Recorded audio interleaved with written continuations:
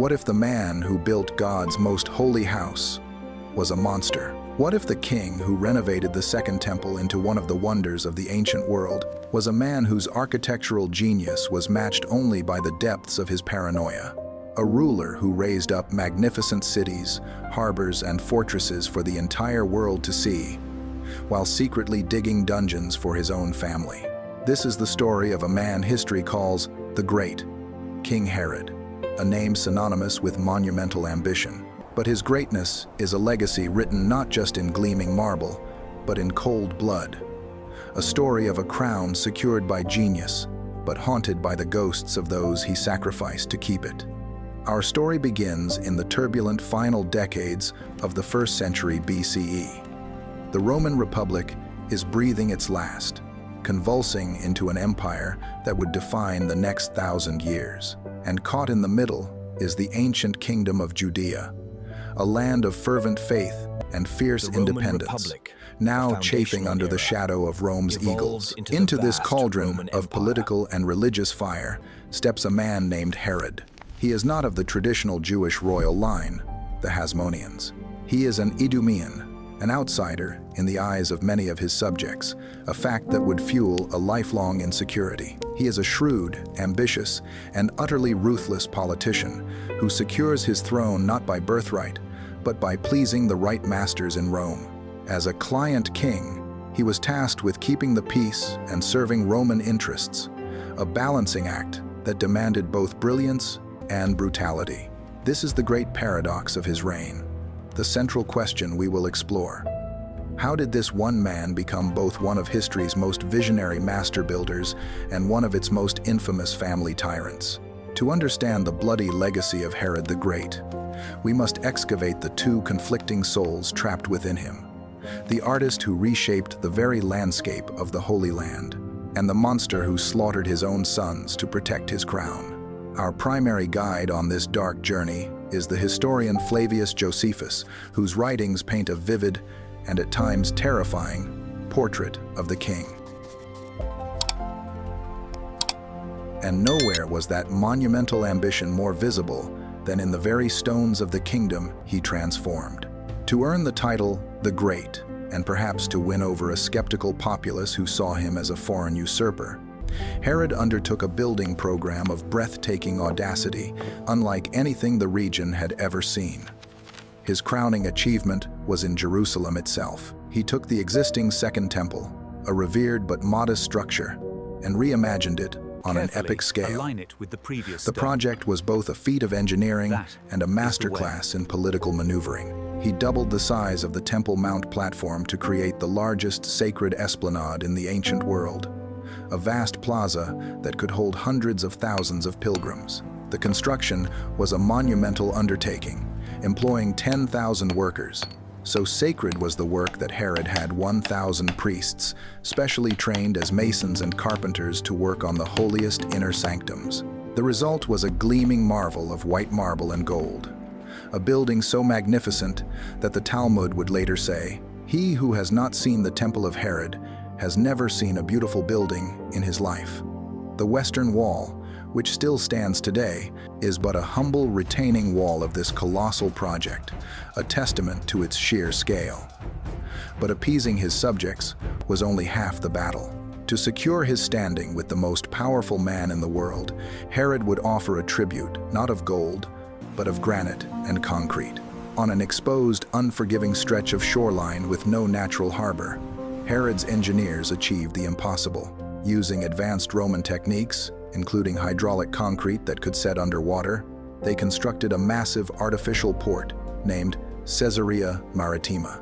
It was a gleaming, modern city, with a theater, amphitheater, aqueducts, and a vast temple dedicated to Roma and Augustus, a clear signal to everyone of where Herod's loyalty and power truly came from. Yet, Herod's structures were not only for worship and commerce, they were for survival. They were monuments to his fear.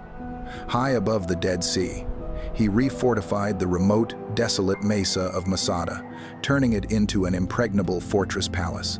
With its sophisticated water cisterns, massive storehouses, and luxurious living quarters, Masada was the ultimate royal panic room, a place he could retreat to if his kingdom ever turned against him. And perhaps the most telling of all was the Herodium, southeast of Jerusalem. It was a man-made mountain, a fortress palace crowned with a circular keep, offering panoramic views of the surrounding land. But it was more than a home. It was designed from the beginning to be his own monumental tomb, a place where his legacy could be guarded for eternity. These were the works of a genius, a man with a vision to drag his kingdom into the modern Roman world. They provided jobs, security, and international prestige. But look closely at the walls of his fortress palaces, and you can see the cracks in the king's own mind. For every stone laid for the glory of God or Caesar, another was laid to guard against the enemies he saw lurking in every shadow. But while Herod's kingdom was being built up in gleaming marble, his palace was being torn down by suspicion and blood. The enemies he saw lurking in every shadow were not just outside his walls. He believed they were sleeping in his own bed. The source of both his greatest passion and his deepest paranoia was his wife, Mariamne. She was a Hasmonean princess, a direct link to the Jewish royal dynasty he had displaced. Marrying her was a brilliant political move to legitimize his rule. But Josephus tells us Herod fell into a deep, obsessive love with her. It was a love so possessive that on 2 occasions when leaving for dangerous journeys, he left secret orders for Mariamne to be executed if he did not return, unable to bear the thought of another man possessing her. Josephus paints a picture of a dangerously toxic romance, a king besotted with his queen's beauty, yet a man whose passion could curdle into suspicion at the slightest whisper. Stoking the flames of Herod's insecurity was a constant drip of palace poison, much of it administered by his venomous sister, Salome, who despised the Hasmonean queen.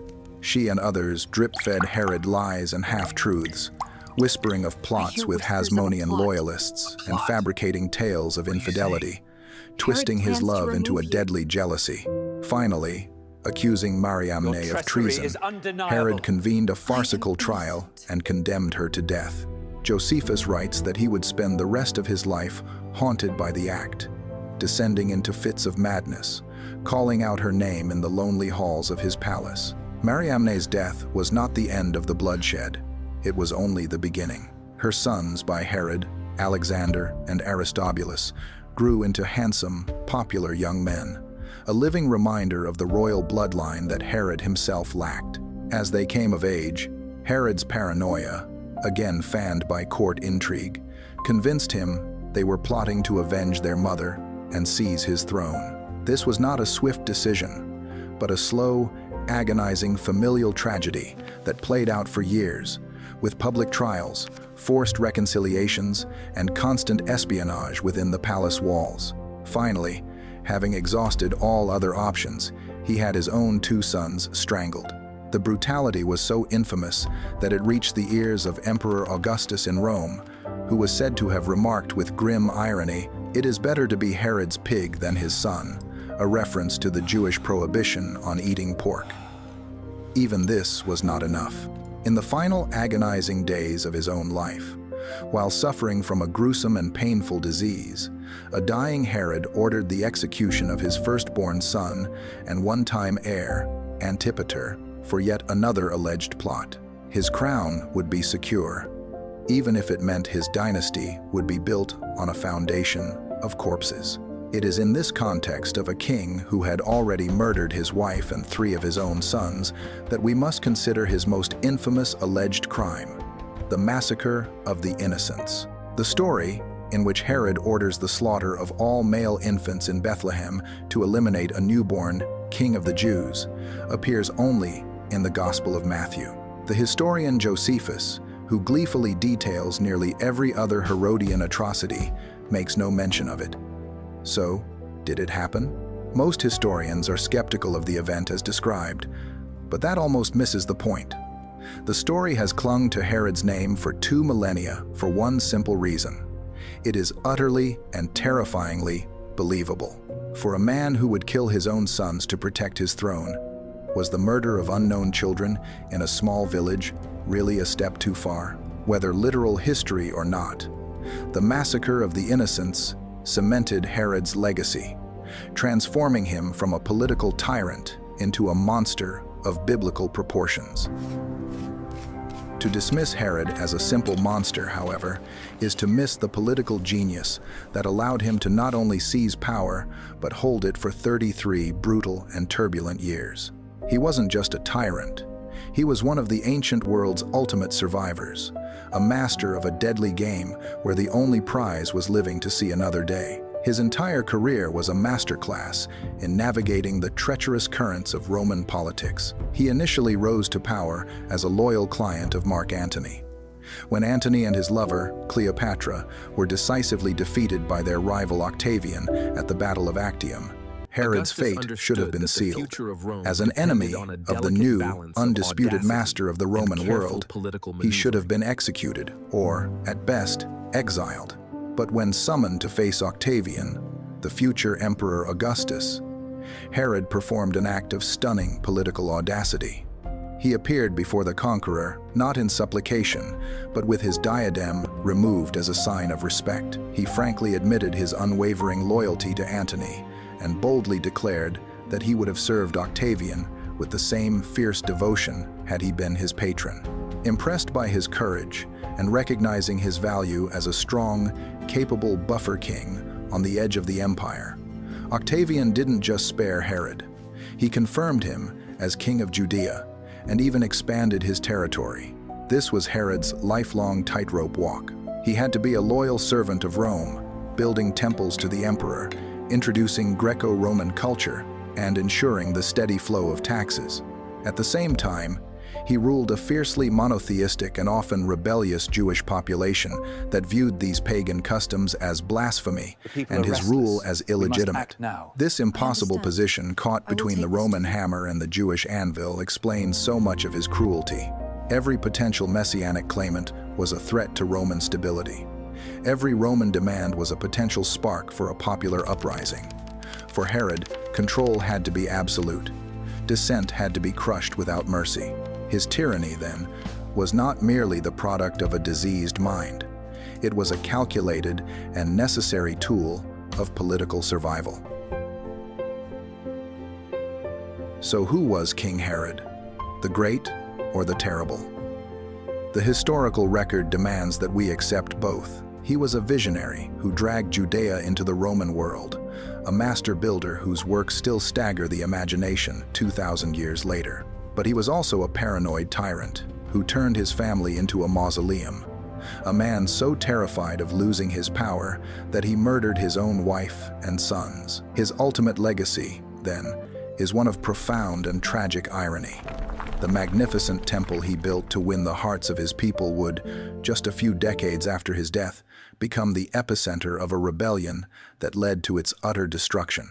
The political stage he set, with its Roman roads, bustling cities, and simmering religious resentments, would be the very world in which a Jewish preacher from Galilee, Jesus of Nazareth, would live and die. In the end, Herod ruled with the power of a Roman and built with the ambition of a Greek, but died a tormented king of the Jews.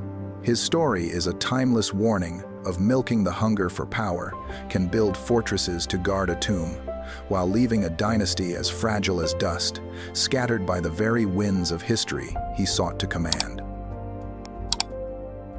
Herod's death in 4 BCE did not bring peace to Judea. The iron fist that had held the kingdom together, however brutally, was gone. His realm was immediately fractured, divided among his less capable sons. Roman control tightened, and the Jewish resentment that had simmered just beneath the surface of Herod's reign began to boil over. This broken leadership and growing fury would set the stage for one of the most catastrophic conflicts in ancient history. Join us next time as we explore the Great Jewish Revolt against Rome, a desperate, bloody war that would end with the fires of Titus's legions consuming Herod's magnificent temple and changing the course of Western civilization forever.